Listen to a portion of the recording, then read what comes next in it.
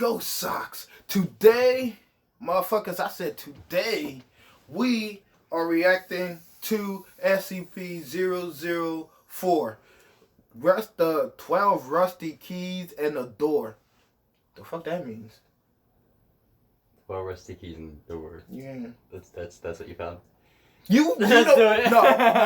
Okay, everybody, this is my roommate. This is the one that was on the game with me. This is my roommate. This is the first time y'all meeting him. I just talk a lot of shit. It's okay. But this is the number he picked. I was like, pick any SCP. He was like, okay. I was like, pick a number. He said 4. This is his fault, not mine. Okay? Y'all can be blaming me. It's okay. Alright, everybody. Hopefully this is good, because let me see if let me just see if the volume is high. Forget my hands. I'm on my fucking phone. Leave me alone. Fight me. You know I love y'all. I really do. Y'all been there. In 3. Oh, wait. Before I do anything, this is by SCP Explain Stories and Animation. Like, comment, subscribe to SCP Explain. Like, comment, subscribe to us, the Ghost Socks. And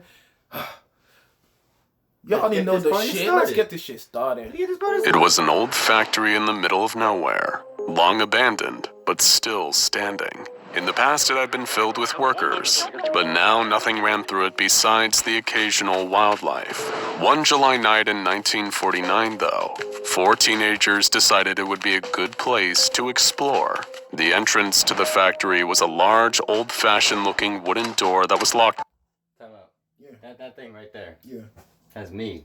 You know, we were just about to go for a walk like the other day. Like I was like, yo, let's do this, and then so like we didn't do it. So like, see, this is a sign. Good job, guys. And this is the number you pick, and this is the number he picked. You tightly shut. The teens looked around for another way in, but couldn't find one. What they did find, though, was an old iron lockbox. After some effort, they managed to get the box open and found a ring of 12 old rusted steel keys sitting inside. Would these old keys open the wooden door? Would they find something inside that would make their night of breaking and entering worth it? If only they knew that by unlocking the door... Where are these kids' parents? Why are these kids out here just doing this? Like, nobody watching nobody? You got kids, babies out there like, oh, let's go rob somebody. Damn, the street is hard on the boulevard. All they would find was true horror, because they had just found SCP-004, better known as the 12 Keys and the Door. Not long after, the local sheriff received a call from 3 of the panicked teens. They explained that while trying to get into the factory, one of their friends had gone missing. The local authorities were quickly deployed, taking the 3 teens into custody and beginning a full search of the factory grounds. The searching sheriff's department officers did eventually manage to find a clue as to what happened to the missing teen, but it wasn't a good sign. It was their severed hand, and even more disturbing is that it wasn't discovered outside the factory. No, it was found over 8 kilometers away. Soon, other body parts were also found, some as far as 32 kilometers. Huh? You know what that shit sounded like? What? That shit sounded like some makeshift Texas Chainsaw Massacre. You saw none of those kids were colored. None of those kids were colored. You see what the latest... None of those kids were colored. See, if they were smart, intellectual people... We out of here. We're not gonna even touch that box. Why are we here? Yeah. Like, why are we here? But, you know. But how could the parts of the dead teenager's body have been scattered so quickly and so far from each other? When the surviving teens were interrogated, they all repeated the same wild story. The now dead teen had taken one of the keys out of the old box they had found and used it to unlock the strange old-fashioned wooden door that led into the factory. They opened the door and stepped inside, and the moment they did, they were immediately torn into pieces that suddenly vanished. These were no ordinary keys, and this was no ordinary door. It was clear This was a job for the SCP Foundation. An SCP agent was deployed to the site to begin investigating this anomaly. After getting the keys from local authorities, the agent brought in a group of 12 D-Class personnel to test them, one for each key, and it soon became clear that there was one effect that was common. 10 of the keys seemed to cause an effect that was completely unsurvivable. Upon trying the key in the door, the test subject was immediately torn apart just like the unfortunate teenager. While one key caused the body parts to be scattered in the immediate vicinity, all the others seemed to vanish into thin air. But it was the other 2 keys that proved to be of even greater interest to the Foundation. Unlike with all the other tests, the D-Class using the key designated SCP-004-7 was able to enter the door and return completely unharmed. But the D-Class using SCP-004-12 was a different story. Physically, he returned unharmed, but he seemed barely able to stagger out of the room. He collapsed, and then began trying to claw his eyes out in panic and terror. He was quickly restrained and interrogated, but he wasn't coherent enough to give the Foundation any idea of what lurked behind the door. The first D-Class to enter using SCP-004-7, the one who returned intact and sane, only said that it was a massive room inside, far bigger than the building appeared from the outside. It was determined that the use of this key was safe enough for further testing. The door was open again using the same key, and the Foundation researchers propped it open so that an armed team could go inside and hopefully come out. A brief exploration of the massive room showed some clear anomalous properties. Not only was the room impossible to measure and possibly limitless in size, it also seemed impossible to shine any light in the room. What kind of door is this? Is this a gateway to somewhere? You know what? Blow it up. You can't. It's a gateway. Blow up the door, blow up the building. What if it's indestructible? We'll find out. Yeah, true. Beyond the entry, and the people inside were the only objects that could be felt or illuminated. Whatever this room was, it was keeping its secrets. It was clear the site needed to be locked down. All the initial witnesses who knew too much were terminated.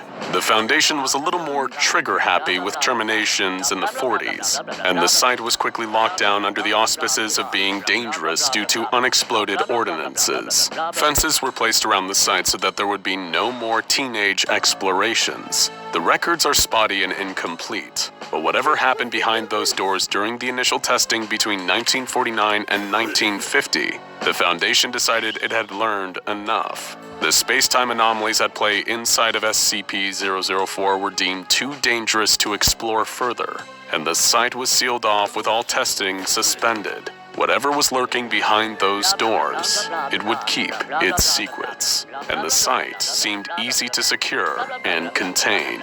But this was far from the end of SCP-004, and 50 years later, it made its presence known again. It was another July night, many decades after the unfortunate teenager first opened the doors to SCP-004. Only a few pieces of their body had been found, but suddenly the rest of the corpse appeared exactly where they had last been seen, outside the old wooden door. Even odder was the fact that even though the subject had died many years ago, but this was far from the end of SCP-004, and 50 years later, it made its presence known again. It was another July night, many decades after the unfortunate teenager first opened the doors to SCP-004. Only a few pieces of their body had been found, but suddenly the rest of the corpse appeared exactly where they had last been seen, outside the old wooden door. Even odder was the fact that even though the subject had died many years ago,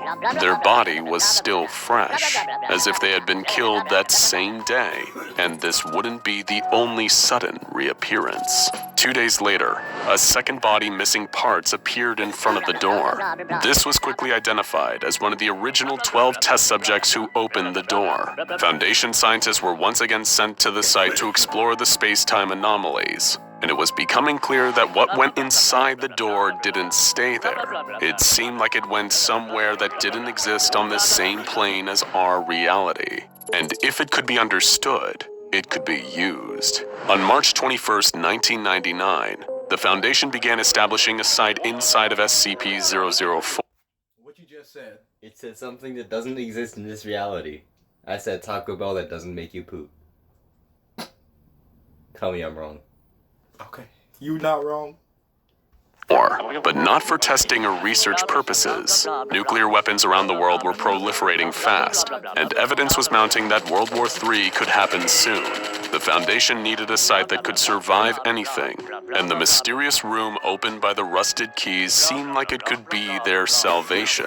Supplies would go in the room and would be preserved there indefinitely, safe from even nuclear annihilation. But getting the site set up would pose its own challenges. Now dubbed Site 62, the facility was soon expanded to house certain SCPs as well, in addition to a supercomputer to house all Foundation data. This would make it another invaluable backup in the event of an end-of-the-world event that necessitated a reboot. The site was completed over the next year, during which time they added high-tech containment units that could hold even the most dangerous SCP specimens. Entering and exiting the facility seemed to pose a risk to those working on it, though. Time no longer behaved like it should, even when using the one safe key. People would spend weeks in the site, then exit claiming they had only been there a few days. It was highly unpredictable, and the Foundation determined that it would be better to eliminate this X factor. All personnel working at Site 62 would now live on site permanently, with their families being told that they had died in an accident. It was August 18th, 2003, when the United States and Canada were hit with a massive power outage, knocking out power to many of the Northeast's biggest population centers. While the SCP Foundation has backups on every site, multiple generators failed, and it was 53 minutes before power could be restored. During that time, those inside the mysterious room were plunged into total darkness, and it soon became clear they weren't alone.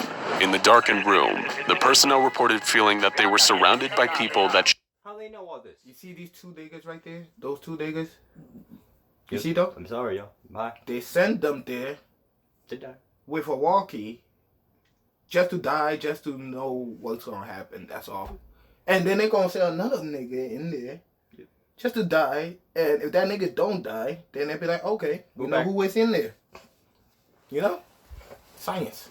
Yep. U.S. shouldn't be there, and creatures that shouldn't exist. While they couldn't see anything and nothing touched them, they were adamant that something was lurking in the room, and likely had been for a very long time.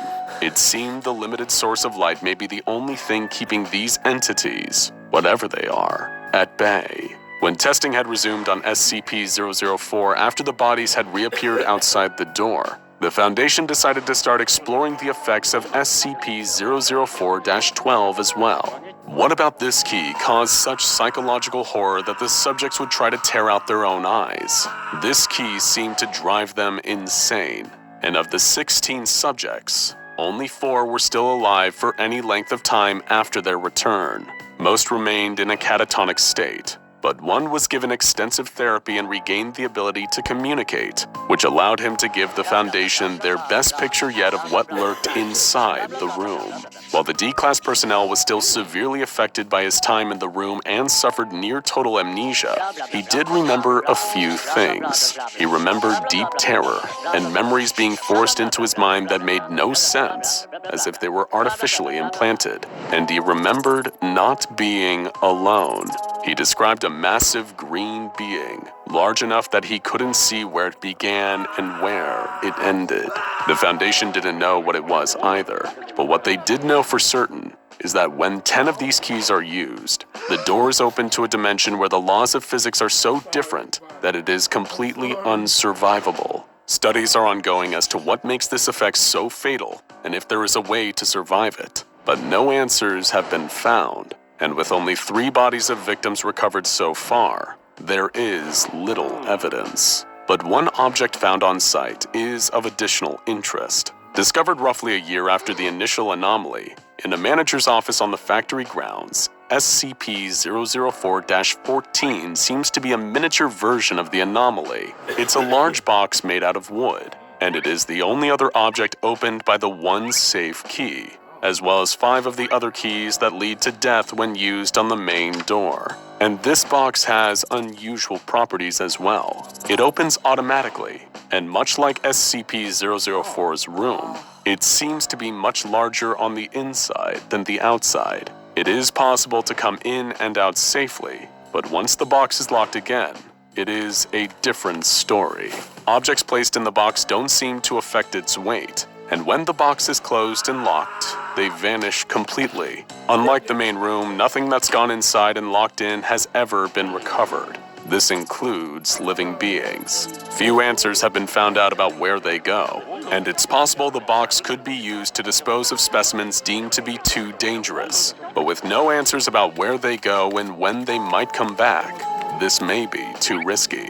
Because SCP-004 is fixed in place, special containment procedures focus on making sure it stays that way. It is strictly forbidden to take any of the other keys through the door, for fear of losing them or causing it to react in an unpredictable way. If the site should be breached, or anything contained in Site-62 manages to escape containment, the Foundation is ready to activate the on-site warhead. Only employees with Level 1 clearance can access the site, and only Level 4s and above can use the keys, with all knowing that any attempt to remove the keys from the site will result in immediate termination. For now, SCP-004 remains fenced off, with only select experiments continuing, as the Foundation tries to unravel its mysteries. But whatever lurks behind that wooden door, it keeps its secrets well. Now for another location that doesn't obey the laws of physics. Check out SCP-354 The Red Pool, or watch SCP-823 Carnival of Horrors for another seemingly normal location with unexpected dangers. Okay. My mans, how's it going? It's Crap, let me go back. Okay, everybody. That was SCP-004, 12 Rusted Key and the Door by SCP and Explain Stories and Animation. Like, comment, subscribe to him. And I'm already like, comment, subscribe to him. He's good, so you better do it too, because you the Ghost Socks. I don't know if y'all want to be called the Ghost or the Socks. Y'all pick that. So put in the comments. yeah. Either we gonna be the Socks and y'all be the Ghost, or we be the Ghost and y'all be the Socks. We just high. Yeah, keep it up. Alright, you got anything to say, bro? No, man, thanks for having me. He's saying that like he's not gonna be on the next time. And the next probably. time. And the Doubt next it. time. Yeah, he's not wrong. He's my new co-star. Yeah, hi. What's up?